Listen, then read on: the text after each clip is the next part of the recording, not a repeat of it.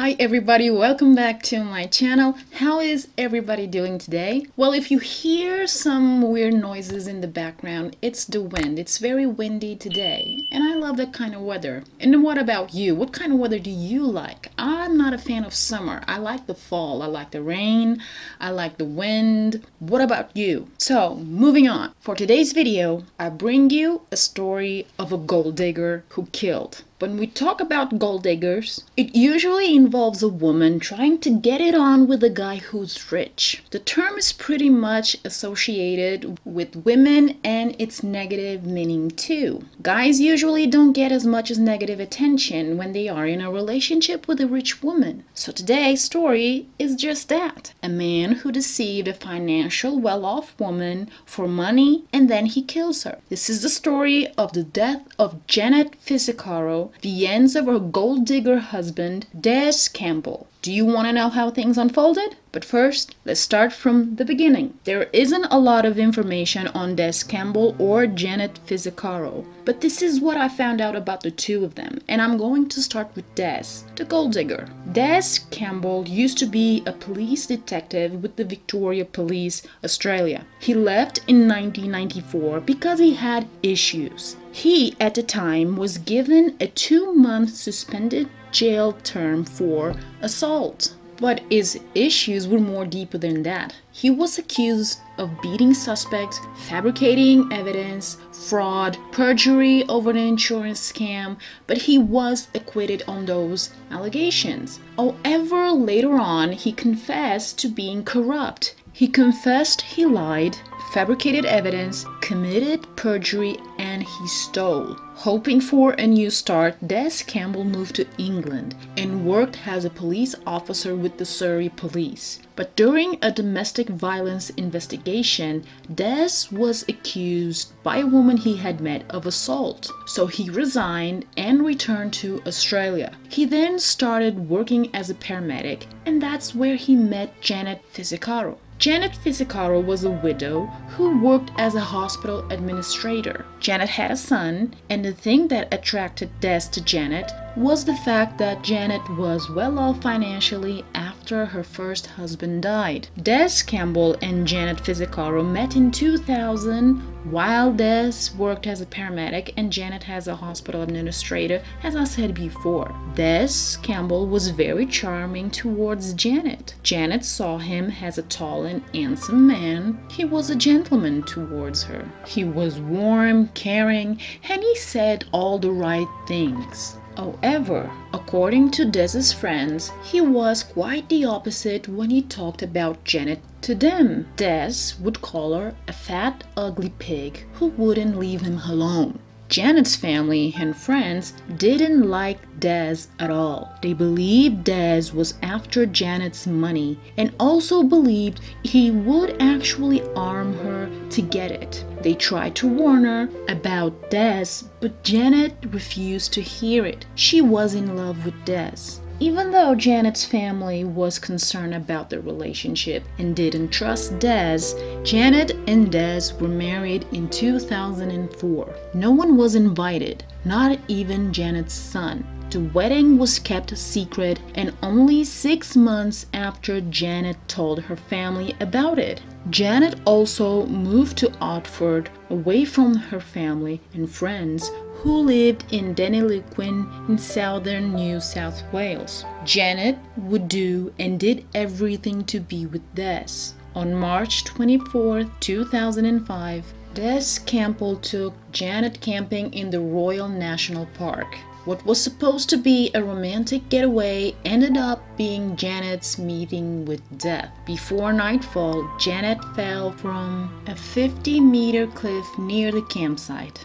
Des told the police Janet went to the bathroom, she tripped, and fell off the cliff. Trying to get more information about what could have happened that led to Janet's death, the police asked Des regarding Janet's finances. He told them she had probably $30,000 to $40,000, like he didn't know anything about it. Then the police asked if there was a possibility Janet had taken her own life. And Des broke down and cried, saying she wouldn't have done that. Then the police asked him if he had anything to do with Janet's death, and surprisingly he said yes. And as the police thought Des was confessing to killing Janet, Des said he was at fault because he was the one who had the idea to go camping, but he hadn't done anything to Janet. Des also said he used a rope to climb down the cliff and found Janet's body. He said Janet was on the rocks and looked like she was sitting on a chair.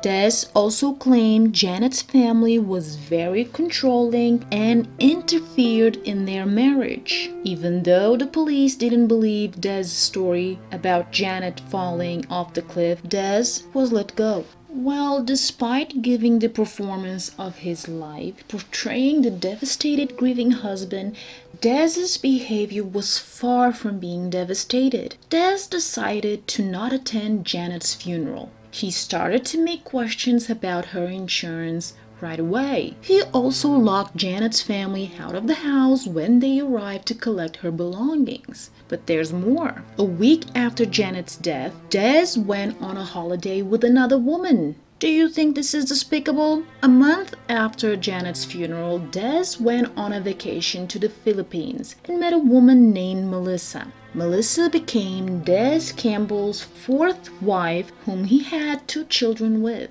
Even though Des's behavior was a red flag for the police, it would take a while for the police arrest someone for the death of Janet Fisicaro. Since the day Janet died, Janet's family believed Des Campbell had pushed Janet off the cliff. When Janet told her family she was going camping, her mother made a comment saying Des would probably push her off a cliff. Then, in 2009, Des Campbell is arrested and charged with murder. Des's trial lasted 4 weeks, and during trial everything sordid about Des Campbell, his deceits, would all come to light. During trial, the jury learned Des Campbell was a womanizer and a con artist who charmed women and then would take their money. For the prosecution, or the Crown, hey they call it in Australia, Des Campbell was a money-hungry womanizer who was so greedy for Janet's money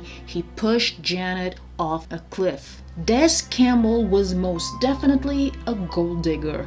Des and Janet were married for 6 months, and the jury heard that during their marriage, Des Campbell had 3 affairs. All 3 plus Des Campbell's former fiancée testified. His former fiancée told Des broke up with her after she gave him $64,000 for her sports car and a house. One of his lovers also told she had been staying at the Hartford house with Des, which Janet bought until Janet moved in. The jury was made aware of Des's behavior after Janet's death, which included not letting her family collect her belongings, and also the fact that he skipped her funeral and then went on a vacation with another woman. And he also created a profile on a dating site after Janet died. With all of this information, it became more and more clear Des Campbell was truly a gold digger who deceived Janet in making her believe he loved her, but in fact he was in love with the money he could get from her. Adding to a deceitful womanizer and a gold digger, Des Campbell was also a murderer.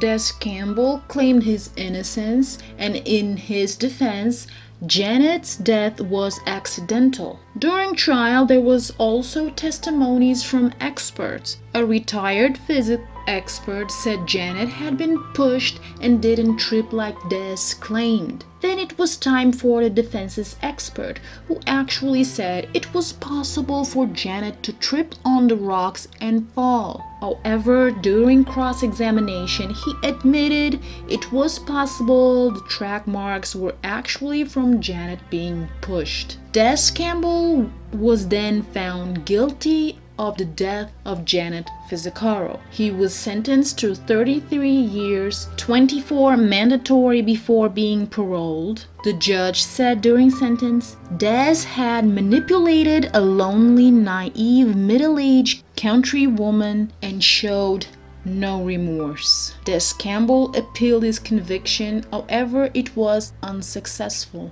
Melissa, Des' fourth wife, didn't attend court when he was convicted. One of her friends stated Melissa was another victim of Des, and also told if Melissa knew everything about Des, she wouldn't fall in love with him. I doubt it. The friend also said Melissa had cut contact with Des Campbell and didn't want to be with him anymore.